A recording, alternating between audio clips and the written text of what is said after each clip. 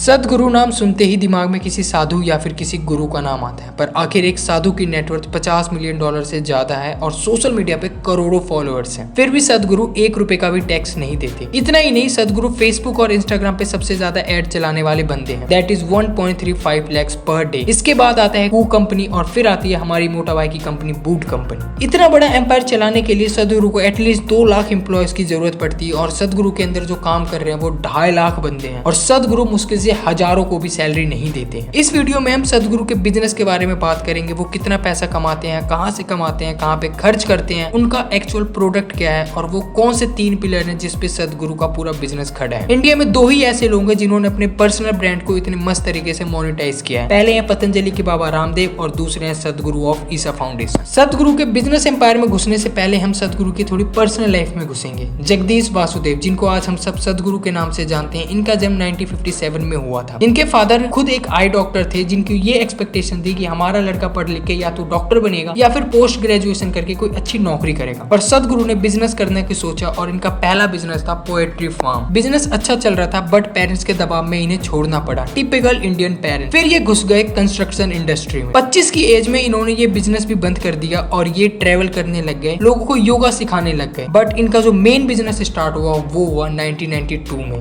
जब इन्होंने 1992 में ईसा फाउंडेशन की शुरुआत किया। ईसा फाउंडेशन एक नॉन प्रॉफिट ऑर्गेनाइजेशन है जिसकी वजह से ये ₹1 का भी टैक्स नहीं देते। पर मजे की बात ये है कि ये इंडिया में रजिस्टर्ड भी नहीं है, यूएसए में रजिस्टर्ड है। 2019 में ईसा फाउंडेशन ने 56.4 करोड़ का रेवेन्यू जनरेट किया और 2020 आते आते ये 120 करोड़ पहुंच गया। पर इतना पैसा आखिर आता कहां से? तो बेसिकली ये 5 तरीकों से पैसे कमाते हैं। इवेंट जो पूरी दुनिया में करते हैं, योगा सिखाते हैं लोगों को, जो इनके आप योगा सेंटर में जाते हो, योगा सीखते हो, उसके पैसे लेते हैं। ऑनलाइन ऑफलाइन स्टोर्स हैं इनके, रियल एस्टेट है और ऑर्गेनिक फूड सॉल्यूशन है। और जो मेन बिजनेस है वो है डोनेशन के थ्रू।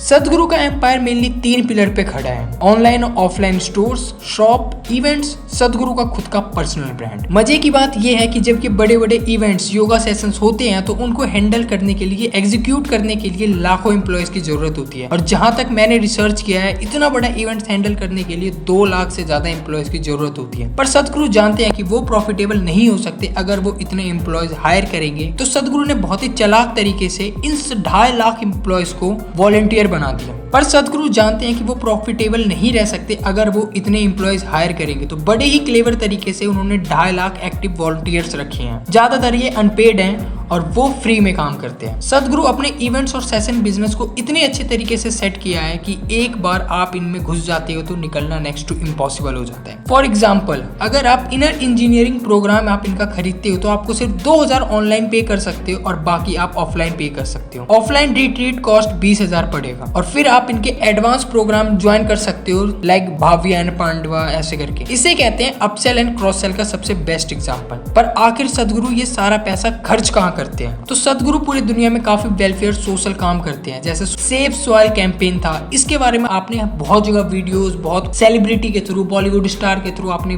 देखा होगा, सुना होगा।